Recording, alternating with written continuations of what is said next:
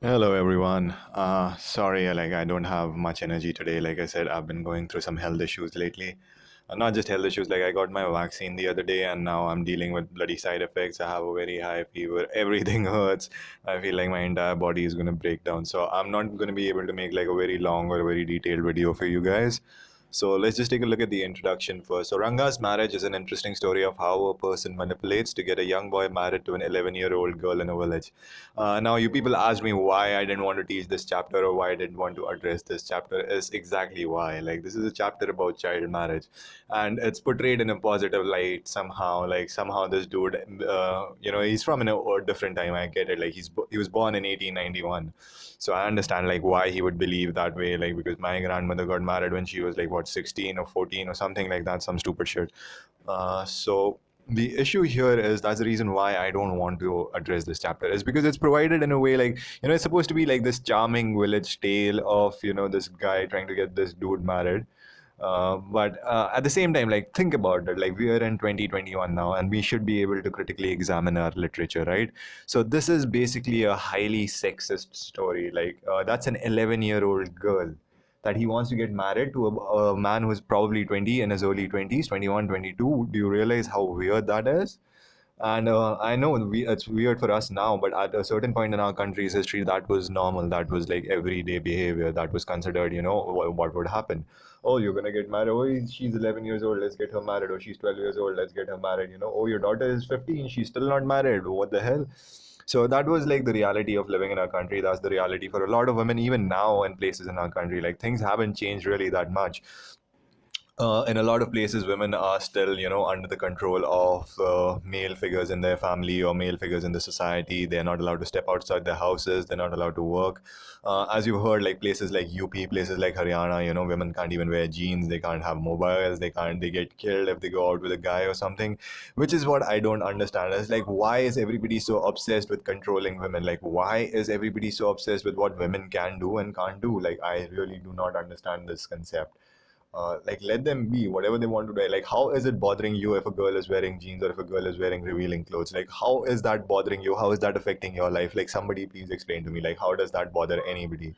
And if you give me the bloody argument about sir it is Indian tradition, I will give you such a kick in your ass that you will remember me for the next 20 years. There is no such thing as Indian tradition. Now this is a very controversial opinion that I've had like this argument with my professors as well, but a lot of smart people also understand this. So Indian culture didn't start till 1947, and even then, whatever the culture that we are absorbed, it's not typical Indian culture. It is a mixture of Victorian era rules that the Britishers put on us, and then somehow like this ultra nationalistic identity. Like Indian culture did not exist. India as a region did not exist before 1947. I don't know why that is so hard for people to understand that India was never like a country before 1947, before like the British consolidated it after the independence and everything else. Like it was just like a group of kingdoms. It was a group of kings and places and people, like all had different kingdoms. Like you read about like the Ashokan Empire, you've read about the Maurya Empire, the Gupta Empire. So where the hell was India ever mentioned in that? Like geographically, yes, sure, you can call this the Indian subcontinent, of course I agree with that. But India as a country, as a nation, as an identity that you can stand behind for like the culture and everything, nah buddy, like that doesn't exist before 1947. So this idea of like this Indian culture is being destroyed by the Western is like the most stupidest idea I've ever heard in my life. Is because that's the entire point of globalization. Like that's the best thing about globalization is because like you can be born in bloody Kalgotham from all places and you can still speak English like me. You can still read books that are written like in different places. Your mind doesn't have to be limited by your physical body. That's the greatest thing about globalization and the internet. But somehow like leaders in our country or people who are in the positions of power, they just want everybody to remain in the darkness. They want everybody to remain ignorant. They just, I don't know why they want to hold on to like old stuff. Like I don't know what is like this obsession with people by going back to the past. We should go back to previous times. No, you can't. Like the time moves forward, world moves forward. You have to move forward. You can't go backwards. What's wrong with you? And then everybody condemns, oh, like the Taliban is doing this, Taliban is doing that. What about your Khap panchayats, people? What about all the acid attacks that are happening on women? What about all the women that are getting honor killed every day? What about the female infanticide with, you know, two generations of females were wiped out in this country? Like, what about that? So nobody addresses that, but somehow like, oh, Taliban is bad and Indians are good. Like, come on, man. Like, you're doing the same thing. It's just you're not talking about it. Like, you're silencing everybody else. And even you guys know this. Like, all the women in my class, like all the girls in my class, you guys will understand this. Like, how many times have you been allowed to wear anything that you want to wear? How many times have you been allowed to go out wherever you want to go out? How many times have you been allowed to, date the other person, like, or go out on a date or talk to the other person without somebody making fun of you, somebody of the opposite sex? You can't talk to a dude without somebody giving you a name. You can't, be friends with a dude because that's what people say. Oh, she's just hanging out with him because like of this or that. That stuff is still going on. Like, it's changed a lot. Like, I'm very happy to see that like the men and women in my class, or the young men and the young ladies in my classroom, have a good, decent interaction between them. That you guys have healthy interactions. That you guys can be friends, and that's so heartening for somebody like me to see, because I grew up in a time where like Haldwani was very different. Like, it was so backwards. You have no idea when I was growing up. Like, you couldn't even take your girlfriend out. Like, you couldn't even go out with your girlfriend. Like, you couldn't even walk on the same side of the street with your girlfriend. That's what I was talking like when I was in class 12. That's how bad it was. And things have changed now. I can honestly say things have changed, but they haven't changed enough. And once again, like, this is a story about arranged marriage as well. So let me just like rant about arranged marriage as well, because this is basically what this video is going to be. This is just me going to be ranting about a couple of things. I'm not going to start the chapter right now because I'll wait for a while. This is just me setting up. Like, this is me just going on my rants, because like today I have no strength to make a video or edit it. So I'm just going to do this whole long rant voiceover, and then if you guys agree with me, we can have like a conversation about it in class. Otherwise, you can just forget about it. You can make notes if you guys want. But like, yeah, these are my ideas. So you can like defend your ideas. That's the reason why like I would actually encourage you guys to think about this chapter and stuff like that. Because why is it added in your notebook? Like, this has been here for 10 years, right? This was outdated when I was in school, and like since now it's been like a decade since I have left school, and this is just completely outdated. So anyways, arranged marriage. So there's a lot of people who say there have been merits to arranged marriage, and arranged marriage is better than love marriage and all that. To all those people, I say that like, you have never been free in your life. You're just sheep. You're being controlled by somebody else. Like, how the hell do you, like, something as sacred as marriage, something as sacred as being with somebody for the rest of your life? How can you just leave it, that decision, into somebody else's hand? Oh yeah, I'll marry whoever my parents pick. Like, what's wrong with you, dude? Do you not even pick your own underwear when you're getting dressed in the morning, or does your mother still lay out your clothes in the morning? That's my question to all the men who say like, I'll get arranged marriage. It's like, be self confidence. Go out, get your heart broken, get cheated on, get whatever it is. Like, do be in relationships, and then once you've been in all these relationships, and once you finally figured out, okay, these are the qualities I bring to a relationship. These are the qualities I want in my partner. That's when you go out and find somebody that you can marry. You can't just be single for like till you're 30, 35, and then suddenly go up to your mother and parents and say, yeah, I want to get married. Can you find me a woman now? And then like they find you a 21-year-old, and you're married to a 21-year-old, and you're 35. Yeah, so I'm against arranged marriage as well. As you can tell, like I said, I have a lot of opinions that a lot of people don't agree with, and I have a lot of opinions that people actually get in my face about, and people actually get offended by. So if anything I'm saying is offending your sensibilities or is offending your beliefs, then please remember, I am not attacking anybody personally. You should be able to separate your beliefs from yourself. So if I'm making fun of your beliefs, then I'm just making fun of the ideas that you believe in. I'm not making fun of you. So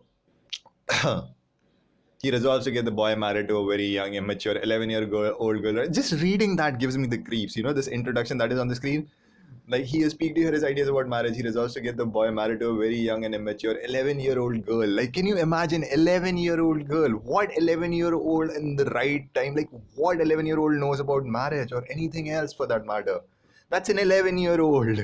Do you realize that? Think about it. Which class were you in when you were in class 11? Or when you were 11 years old? Think about it. Like, how old were you? Or what class you were in? Like, I know how old you were. You were 11, of course. That's just stupid. But like, what class were you in? And think about if you would have gotten married when you were 11. Just think about it. Think about how strange that idea is. Think about how weird that entire thought process is. Okay, so like, he seeks the support of Shastri's astrology once again. Astrology, the biggest ruiner of lives in this country. Oh, we have to match the nakshatras, we have to match the kundlis.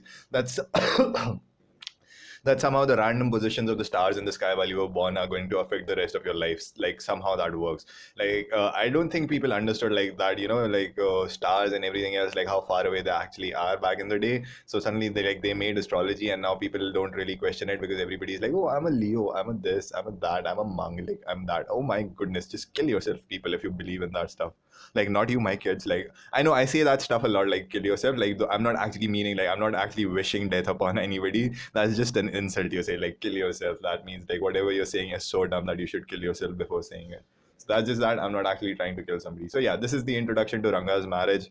This is the reason why I didn't want to do this chapter. This is the reason why I hate this chapter, is because it's very outdated. And even this guy, like, see, the problem is, like, this was written like in a time and like in a different language. So this was written in Kannada. This wasn't written in English, like Ranga's marriage and everything else. Like all these references, these are all things from the south of India. Like this is all things from Bangalore and Mysore and all those regions. I don't speak Kannada. I don't understand. I've never lived in South India. I have no friends from Bangalore. I have no friends from, like, who are, from Mysore and Kannada and all those places. I have friends who are Malayali. So if this was set in Kerala, I could have actually helped you out because I have Malayali friends, but I can't do anything about this. Like, this is Kannada. Like I said, like, this is literally no reason for this to be in your book. Like, there is literally nothing you learn from the story, except for the fact that we all know that child marriage is stupid and women in this country were treated horribly. That's it. That's all we learn from the story. And that men in this country are gullible idiots, just like that dumbass Ranga. Anyway, so I'll just go through like some summary and everything else, just so like this video goes to at least 20 minutes. Otherwise, like, the school will be on my case. So I'll just go through this. I'll go through the summary for like 20 minutes or something, just to, pad out the timing. So I hope you guys weren't bored by this ranting. So let's just move on. All right.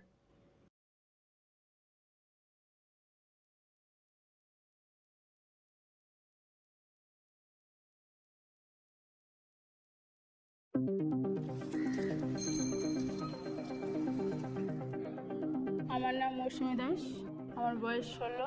আমার মা বাবা বিয়ে দিতে চেয়েছিল, কিন্তু আমি এখন বিয়ে করব না। আমার নাম সুমিত্রা মণ্ডল। আমার যখন 14 বছর ছিল তখন বাবা মা বলেছিল বিয়ে করে নেয়। আমি বলছি বিয়ে করব না। আমার বিয়েতে মত ছিল না। আমার মামা বলছে কি, আমার তো মা বাবা নেই, তার জন্য বিয়েটা দিলে পরে ভালো হয়। हम दोनों अगर पढ़ाई में अच्छे नहीं होते तो शायद हम दोनों को शादी भी करा देती। This is clear as broad daylight. The arrangers of the marriages, they also know the fact that the child marriage is a crime.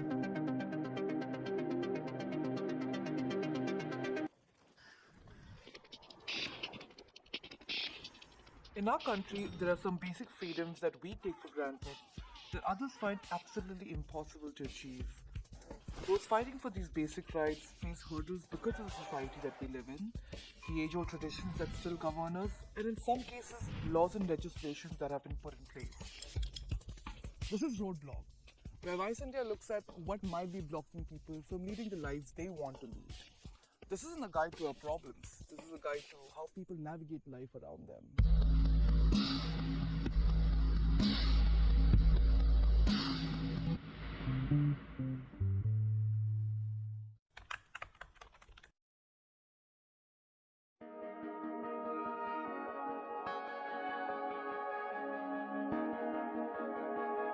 During the days of the British Raj, Malda was known as the capital of Bengal and was famously the English bazaar.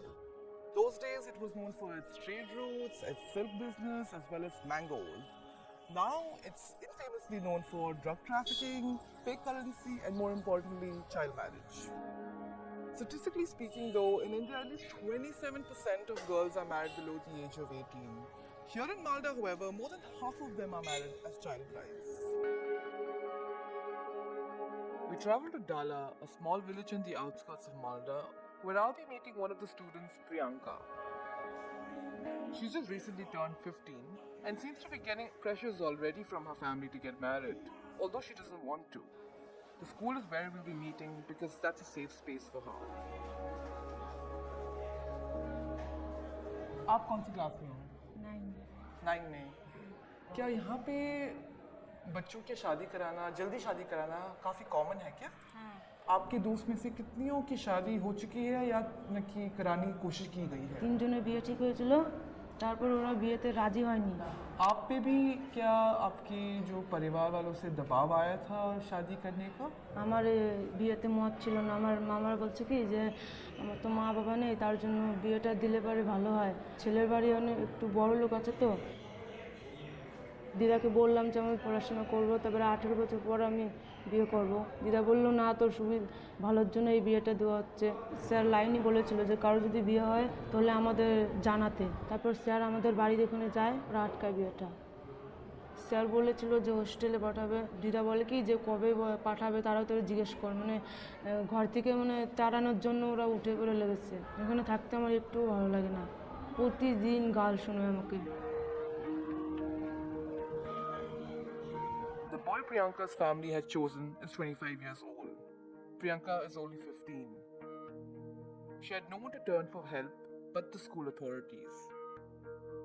I met Joydeep Lahiri, the principal of Dala High School, to understand how deep-rooted the problem of child marriage in Malda is. आपके school में कितने सारे students हैं? There are near around 2,400 students, both boys and girls. कब शुरू हुआ था ये स्कूल? 1964 में स्कूल स्टार्ट हुआ था. I took over here in the post of HM headmaster in 2010. Just behind the trees, there is a river, and after that there is Bangladesh. So this is a border-facing area, and all the probable vices of a border area, like textiles. So the girls here are naturally they are vulnerable. As a school of further steps होते हैं कि child marriage को रोका जाए. We have stopped near about 50 marriages so far. There were many cases where we had to get the marriage about to happen, and we went to the spot, called the administration, called the police, and did whatever we could. 2 or 3 times in a year we sit with the guardians and tell them about the ill effects of child marriage, both physical and financial. एक तो जो girl child जो premature marriage हो जाते हैं उसको शादी के 1 साल और 2 साल के बाद ही वो कॉन्सीव कर लेते हैं. She begets 2 or 3 or 4 children and her physique is broken down. The husbands of such girls, they don't find interest after some years. They find comfortably another women, and the situation of that girl remains very pathetic, and most of the time the girls have to return to their parents with their children. We continuously hammer to the students. If they become financially self-sufficient, they will be assets in our country. The girls remain dependent to their parents or to their brothers, to their in-laws. 2-3 bar guardian लोग क्या किया, बाहर ले जाके लड़की को शादी कर दी है. वो तो हम नहीं रोक पाते हैं. They also know the fact that the child marriage is a crime.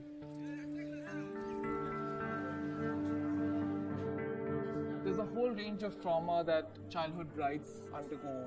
Everything from physical, emotional, as well as economic exploitation that they are subjected to, not to mention the heightened risk of domestic violence. Priyanka was shielded from this trauma because of her school. But we wanted to find out what thousands of others who don't have such help go through. I'm here at a school in Budhia to meet Ismora and her mother. She was married off at the age of 14 and had a very difficult time through it. मुझे बताओ तुम कौन से class में? हम भी class 9 में पढ़ी। और उम्र कितनी हो गई अब तक? हमारा बॉयज 15। बाकी सब लड़कियों की उम्र भी उतनी ही है? 16, 15, 16, 14 সব রকমেরই বয়স আছে।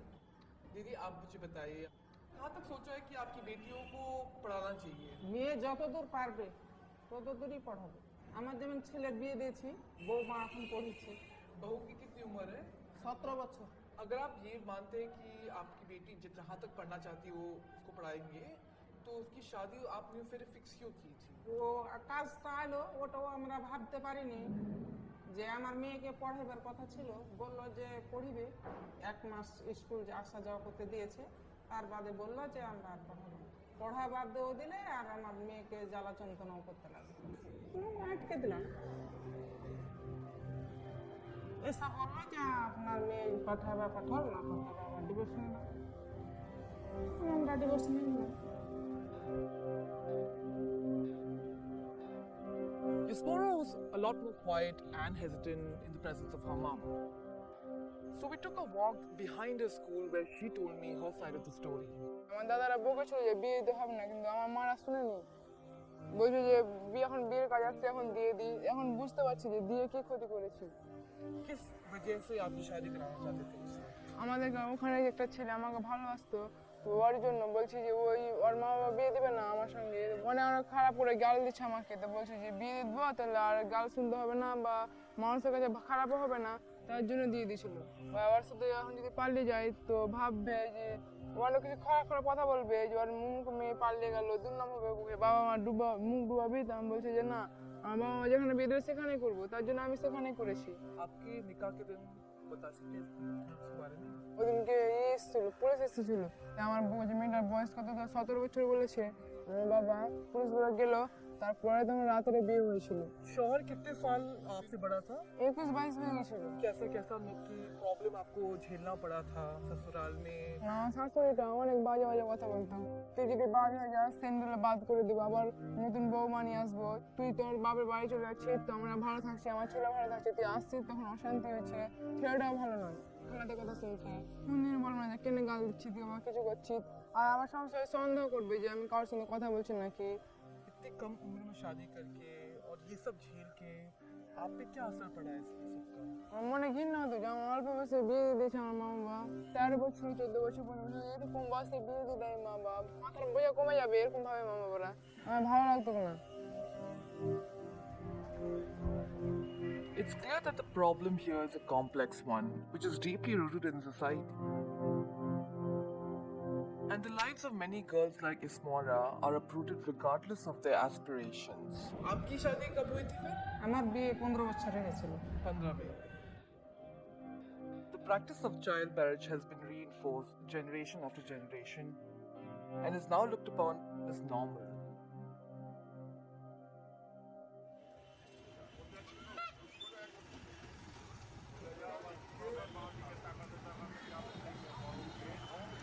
Child marriage has been illegal in India since 1929. In fact, West Bengal was one of the states leading the movement against the practice. Ironically, though, today this is one of the leading states as far as child marriage practices go. I'm here to meet Malda's District Child Protection Officer Arunayan Sharma to understand why the state is failing its minor citizens. As a District Child Protection Officer, what are your key roles and responsibilities? As a DCPO, my responsibility is to take care protection of children up to 18 years, education, enrollment in school. If you came to know about child marriage is happening, then we have to intervene. If a girl below the age of 18 and a boy below the age of 21 get married, is that marriage considered null and void? No, marriage is not a void because of the name of the act, child marriage prohibition. Prohibition. This is not for the totally stop. So you don't really think it's coming from a place of child rights and from a very human rights kind of an angle? No, this is my view. I think that. The law Arunayan mentioned came into being in 2006. But here's the problem with it. It doesn't hold the parents or families involved in the act of child marriage accountable. There's a fine of ₹1 lakh and a possible imprisonment of 2 years, but only if you're caught before the wedding actually takes place. Even though sexual intercourse with the minor is considered rape, the marriage is still considered legal. Now, in order to curb the incidence of early marriages in West Bengal, the Mamata Banerjee government launched Kanyashri Prakolpo in 2013. It is a cash incentive scheme designed to promote the education of young girls from low-income backgrounds right up till the postgraduate level. In addition to Kanyashri, the government of West Bengal also launched Rupashri, a one-time cash endowment scheme for low-income families for when a daughter gets married when she turns 18. To apply for it though, you don't need any educational qualifications. So, no incentive to stay in school, but only incentives to stay unmarried till you're 18. Which doesn't really get to the root of the problem, only puts a quick band-aid solution on it. On paper though, child marriage statistics go lower and lower, but the core of the problem remains. There should be some scheme, some protection mechanism for the boys also. Once he is acquires some money after working say 3 to 5 years, he is get married with a girl of 15 or 16. So even though the girl is going to school, he is taking away the girl from the system. So if we prevent the boys to get married at early age, then will automatically the girl child marriage will be prevented. Community have to understand the child marriage have to be stopped. If you are not prevent this right moment, the future will be in a bad situation.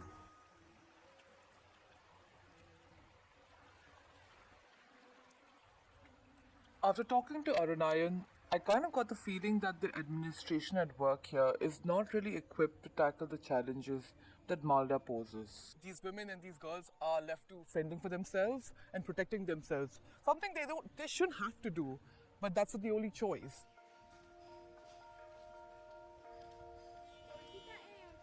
I came across Hashi Khushi Doll, an informal group of teenage girls who regularly put up plays. The message in their performance is as much for themselves as it is for the audience. এই নমিতা এক glass জল নিয়ে তো দেখি এই মেয়েটি কে গো? দিবে নাকি বিয়ে? সে কি গো বিয়ে দিতে পারলেই তো বেঁচে যায়, কিন্তু তেমন তো হাতে টাকা পয়সা নেই ভাই। বাবা কিন্তু আবার আমার বিয়ের কথা বলেছে। আমি এখন বিয়ে করব না মা। বড়ই ভুল করেছে, আরো বড় ভুল করেছে ভাবে নমিতার 16 বছরের বিয়ে আলোচনা করায়। After the kids were done with their performance, I talked to Rupa, who, for the lack of a better word, is the team leader of Hashi Khushi Doll and has in fact scripted and directed the play. आप इस बाल विवाह रोकने के काम में कैसे पहले जुड़े थे? যখন আমি এইটে পড়তাম তখন থেকে মানে বিবিএস থেকে আসতো আমাদের শেখাতে, ঠিক আছে। আমি যতটুকু শিখেছি যা জেনেছি তখন এই বাচ্চাদের শিখেছি। তো আমি ভেবেছিলাম যে আমার পরবর্তী যে শিশুগুলো বড় হচ্ছে তারাও যেন ওইভাবে নাটক শিখে নাটকের মাধ্যমে সমস্ত সদস্যদের বুঝাই, এবং ওদেরকে এটাও বলে দিচ্ছি তোমরা যখন বড় হবে তোমাদের পরবর্তী যে শিশুগুলো বড় হবে তাদেরকেও যেন এইভাবে শিক্ষা দেয়। আপনাদের গ্রামে যদি মনে হয় কোনো শিশুর সুরক্ষা নেই, অবশ্যই দেরি না করে 1098 এ ফোন করবেন। आप लोग जो ये स्ट्रीट प्ले करते हैं, इससे कोई बदलाव आता है? এবারে একটা বিয়ে আটকিয়েছি, আর একটা বিয়ে আটকানো চলছে, তো মেয়েটাই খুঁজে পাওয়া যাচ্ছে না, যোগাযোগ চলছে। একটা মেয়ে মানে পাচার হয়ে যাচ্ছিল, ওনারও বিয়ে আটকানো হয়েছে। মানে এসব করতে পেরে নিজেকে খুব গর্ব হচ্ছে। While young girls like Rupa are doing their bit to reach out to their community, there are others who are doing the same, but for their immediate peers, friends and classmates. I met Maushumi and Masuda. They're good friends. They go to the same school and are also members of Meena Manch, a forum for young girls supported by UNICEF. तो फिर ये मीना मंच आप दोनों एक साथ ही join किया था? मैंने पहले ज्वाइन किया था, इसके बाद इसके पहले पता नहीं था कि ये बाल विवाह जो है चाइल्ड मैरिज और ये चाइल्ड लेबर ये सब हमें पता नहीं था। अच्छा हम वहाँ पे गए तो वो लोग बताए थे कि ऐसा हो रहा है हमारे गांव में बहुत, तो हम तब 8 में थे तो पता चलते थे कि फ्रेंड की शादी है, उसका एक फेवरेट फ्रेंड होता है, सबका एक फेवरेट होता है, वो उसको बताता है, और वो अगर बातों में अगर हमको बोल दे तब हम उसका नाम और उसका पिता का नाम खोलते हैं और उसका एग्जैक्ट लोकेशन की उसका घर कहाँ है वो बस हम पता करके, एक पुलिस है विलेज पुलिस, ऐसे ही हम खबर कर देते बस, वो मतलब आकर जो करना है वो कर देते।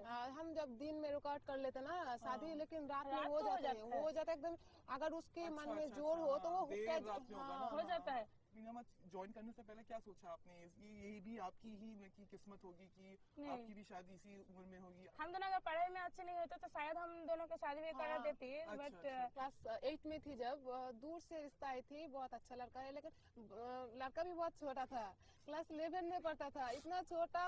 उसकी जो दादाजी है ना वो बहुत सीरियस थी, कुछ ही देर में मर जाएगा ऐसा कोई, उसका एक ही पोता है, इसलिए उसका शादी करना चाहता है। शादी करके देखिए। हाँ देखिए, शादी के लिए सब कुछ तय हो गया, लेकिन मेरे गांव लोग कहा नहीं ये बहुत अच्छी लड़की है, इसकी शादी नहीं दूंगा, तो गांव लोगों के लिए मैं बच गया हूँ। और अब मैं मेरी मम्मी को बोलती हूँ कि 18 साल नहीं होता मैं शादी नहीं कराऊंगा, कुछ नहीं उतनी साल रहेगी तो तुझे कोई पसंद नहीं करेगी, तो मैं कहा ठीक है माध्यमिक तो देने दो। Maushumi and Masuda are empowered young kids, but the problem is that they remain vulnerable. At the end of the day, just like the other girls in Malda, they too are one sick relative and maybe just one failed exam away from being forced into a marriage. पहले बात तो ये है, जब जो हमारे बड़े हैं वो सबको कहते हैं कि अपनी बेटी की शादी जल्दी कर दो। वो चाइल्ड मैरिज में खाने जाता है, उन्हें देखना चाहिए कि अस्पताल में जब वो डिलीवरी होता है तब कितने छोटे छोटे बच्चे मर जाते हैं।